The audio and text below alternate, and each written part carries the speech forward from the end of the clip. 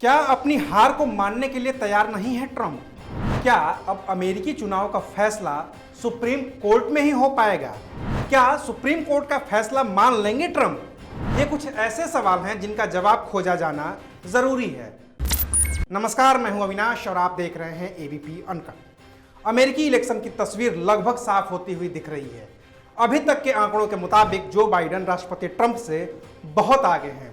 Joe Biden को अभी तक कुल 264 वोट मिले हैं और वो बहुमत के आंकड़े से मात्र 6 वोट दूर हैं। वहीं ट्रंप को मात्र 214 वोट मिले हैं। लेकिन अगर क्या होगा कि ट्रंप चुनावी नतीजों को मानने से ही इनकार कर दें? आखिर क्या होगा कि आखिरी फैसला सुप्रीम कोर्ट को करना पड़े और आखिर में क्या इस फैसले को ट्रंप और बाइडेन मानने को राजी होंगे? इन सारे सवालों का जवाब तलाशेंगे आज के बिन मांगा ज्ञान में।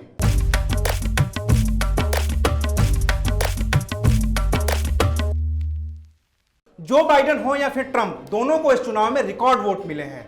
बाइडेन ने तो ओबामा का भी रिकॉर्ड तोड़ दिया है, जबकि ट्रंप को भी पिछले चुनाव के मुकाबले ज्यादा वोट मिले हैं। लेकिन वोटिंग आंकड़े लगातार बदल रहे हैं तो उस पर ज्यादा बात नहीं करते हैं। बात करते हैं इसकी कि अगर मामला सुप्रीम कोर्ट को तय करना पड़े तो क्या होगा।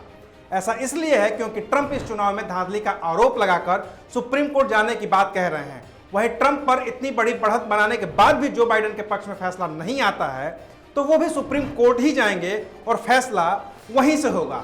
हालांकि ऐसा पहली बार नहीं होगा कि अमेरिकी चुनाव का फैसला सुप्रीम कोर्ट को करना पड़े। इससे पहले भी सुप्रीम कोर्ट 2 बार अमेरिकी इलेक्शन का फैसला कर चुका है। सबसे हालिया उदाहरण 20 साल पुराना है। साल था 2000। रिपब्लिकन पार्टी के उम्मीदवार थे जॉर्ज बुश, डेमोक्रेट के उम्मीदवार थे अल गोर, और तब भी फ्लोरिडा में पेच फंस गया था।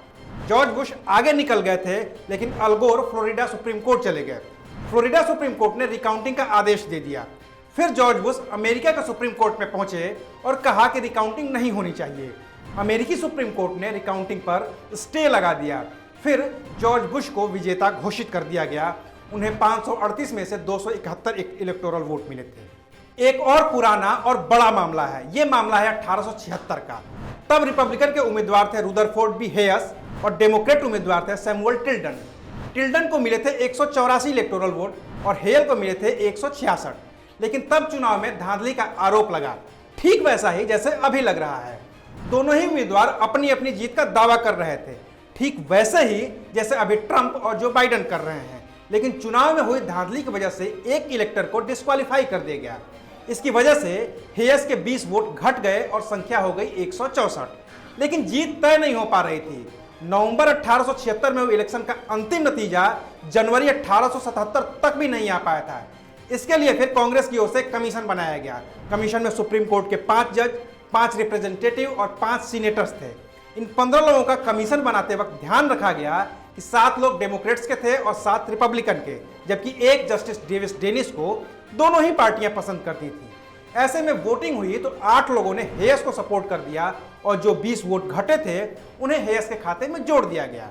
डेमोक्रेट्स ने इस फैसले को मानने से इनकार कर दिया, लेकिन आखिर में फैसला रुदरफोर्ड बी हेयस के ही पक्ष में आया और वो अमेरिका के 19वें राष्ट्रपति बने। अभी अमेरिका में जो चल रहा है उसमें भी दोनों ही पक्ष सुप्रीम कोर्ट जाने की बात कर रहे हैं। लेकिन अगर जो बाइडेन के पक्ष में 270 वोट आ जाते हैं तो बहुत कम उम्मीद है कि सुप्रीम कोर्ट मामले में दखल देगा। हाँ, अगर मुकाबला कांटे का हो और 1-2 वोटों का ही अंतर हो या फिर वोट बराबर हो जाए तो संभावना है कि सुप्रीम कोर्ट मामले में दखल देगा। और अगर कोर्ट मामले में दखल देगा तो चुनाव के नतीजे और भी लंबे खींच सकते हैं। बाकी तो इस पूरे मसले पर हमारी नज़र बनी हुई है। जो भी अपडेट्स होंगे हम आपको बताते रहेंगे। तब तक देखते रहिए एबीपी अनकट। शुक्रिया। एबीपी न्यूज आपको रखे आगे।